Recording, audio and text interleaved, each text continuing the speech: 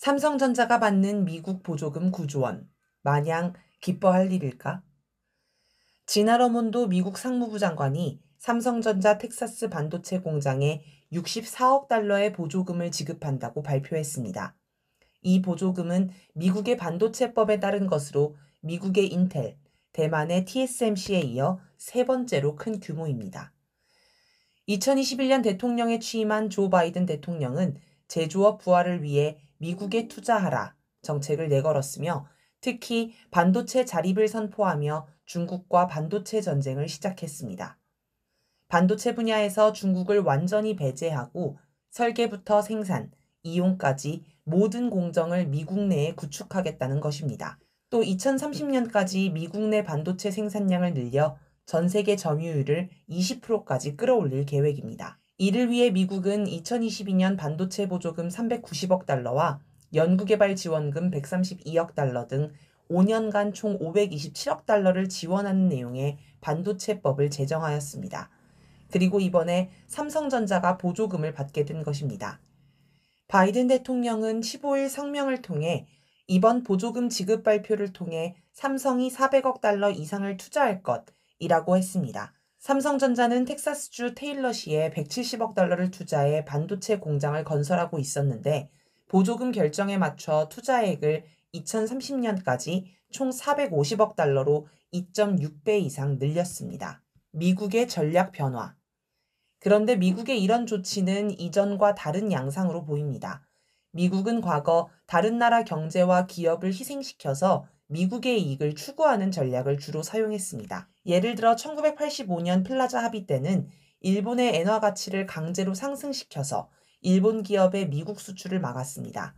일본의 많은 기업들이 수출 경쟁력을 잃고 몰락하였고 그 틈에 미국 기업은 다시 살아날 수 있었습니다.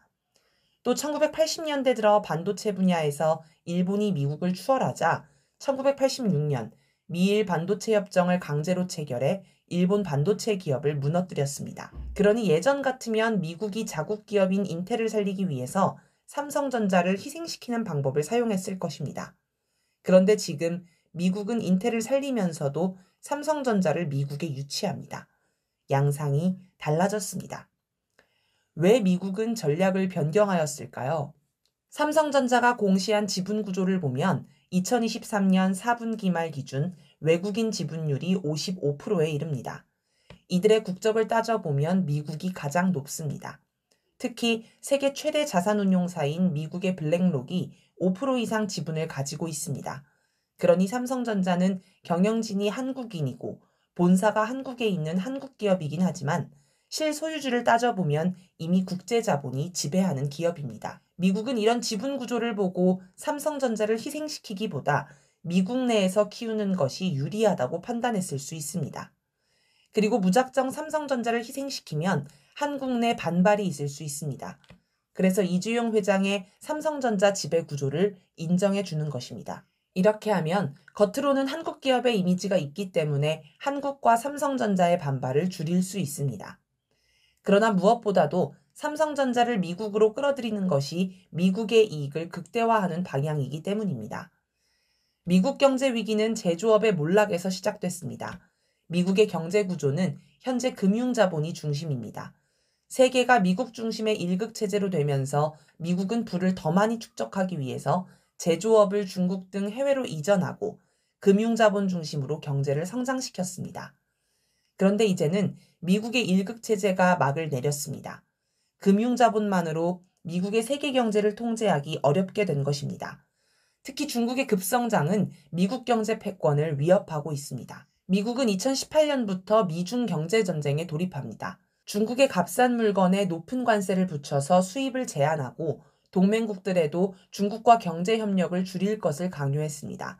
중국과 경제 분리를 시도한 것입니다. 그런데 중국과 경제를 분리하면 할수록 물가 상승으로 오히려 미국이 피해를 보는 현상이 발생하게 되었습니다. 그동안 제조업을 등한시하여 미국 자체로 값싼 물건을 생산할 수 없게 된 것이 원인입니다. 거기다 값싸게 들어오던 중국산 제품에 높은 관세가 붙는 것도 미국의 물가 인상에 한몫했습니다. 미국은 향후 중국과 경제전쟁을 이어가기 위해 어떻게든 제조업을 살려야 합니다. 그래서 다시 제조업을 부활시키려고 하지만 인건비, 임대료, 건설비, 공과금 등이 너무 비싸고 기술력이 떨어져 쉽지 않아 보이긴 합니다. 이런 배경이 삼성전자를 몰락시키기보다는 미국 내에 유치하기로 한 결정적 이유로 보입니다. 미국의 이득. 삼성전자를 미국 본토에 유치하였을 경우 미국은 다양한 경제 이득을 챙길 수 있습니다. 우선 삼성전자의 최첨단 반도체 기술을 가져올 수 있습니다. 반도체 기술 보안이 심하다고 하지만 일단 미국 내에 공장이 존재하게 되면 그 기술을 습득하기가 쉬워집니다. 또 미국의 일자리를 늘릴 수 있습니다. 바이든 대통령은 15일 성명에서 최소 21,500개의 일자리를 창출하며 최대 4천만 달러의 반도체 보조금을 활용해 지역 인력을 훈련해 텍사스 중부는 첨단 반도체 생태계로서의 역할을 공고히 할 것이다 라고 자랑했습니다. 미국 정부 고위 당국자도 이번 투자로 최소 1만 7천 개의 건설 일자리가 생기고 공급망을 포함할 경우 수만 개의 일자리 창출이 이뤄질 것이라고 강조했습니다.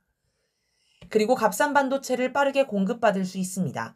그동안 미국은 아시아에서 생산한 반도체를 주로 수입했습니다. 2021년 기준 시스템 반도체 대미 수출국 1위는 말레이시아로 무려 점유율 61.1%를 차지합니다.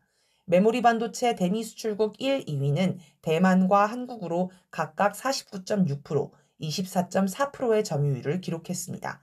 요즘은 베트남, 태국, 인도도 점유율을 높이고 있습니다. 그런데 아시아에서 반도체를 수입하려면 운송비도 많이 들고 시간도 오래 걸립니다. 미국 내에서 직접 반도체를 생산하면 이런 문제를 해결할 수 있습니다. 한국의 손해. 물론 이런 것들이 미국 경제에는 도움이 되겠지만 한국 경제에는 도움이 되지 않습니다. 벌써부터 우려의 목소리가 나옵니다. 반도체법은 중국을 견제하기 위해서 만들어진 법입니다. 반도체 보조금을 받은 기업은 향후 10년간 중국의 반도체 공장을 짓거나 설비를 늘리는 데서 제한에 걸리며 적발시 보조금을 반환해야 합니다. 그런데 미국 반도체 산업협회와 보스턴 컨설팅 그룹이 지난 2021년 작성한 불확실한 시대의 글로벌 반도체 공급망 강화에 따르면 미국, 한국, 대만, 중국의 첨단 반도체 공장을 짓고 10년간 운영했을 때 드는 비용이 미국을 100이라고 했을 때 한국, 대만은 78, 중국은 63으로 나왔습니다. 그러니 중국이 아닌 미국의 반도체 공장을 짓는 것 자체가 손해보는 일입니다. 삼성전자는 그동안 중국에서 값싼 인건비와 원자재를 이용하여 저렴한 반도체를 대량 생산해 왔습니다. 앞으로 중국에서 전기차나 인공지능 같은 첨단 산업이 발전하면 반도체 수요가 늘어날 것이므로 더 많은 이익을 얻을 수 있습니다. 그래서 중국에 더 많은 투자를 해야 하는데 반도체법에 막혀서 모든 기회를 날려버릴 수 있습니다.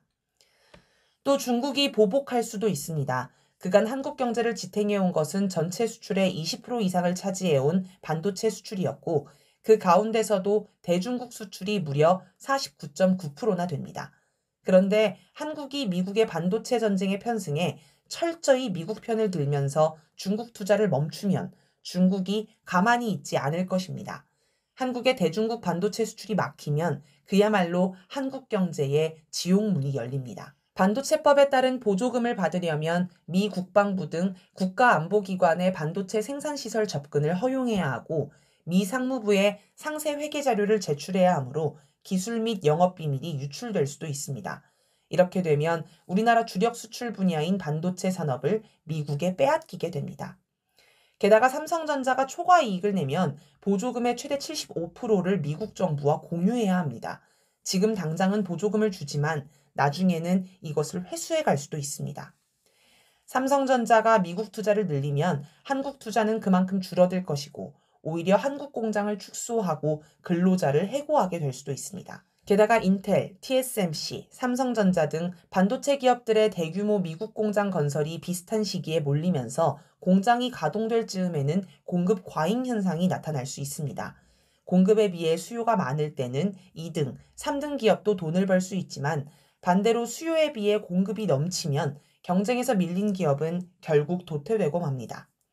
미국 기업인 인텔, 파운드리 분야 1위인 TSMC에 비해 삼성전자는 미국에서 매우 불리한 위치에 서게 될 것입니다. 이처럼 우리에게 불합리하고 불리한 점들이 너무 많지만 반도체 기업의 미국 투자는 울며 겨자 먹기로 추진되고 있습니다.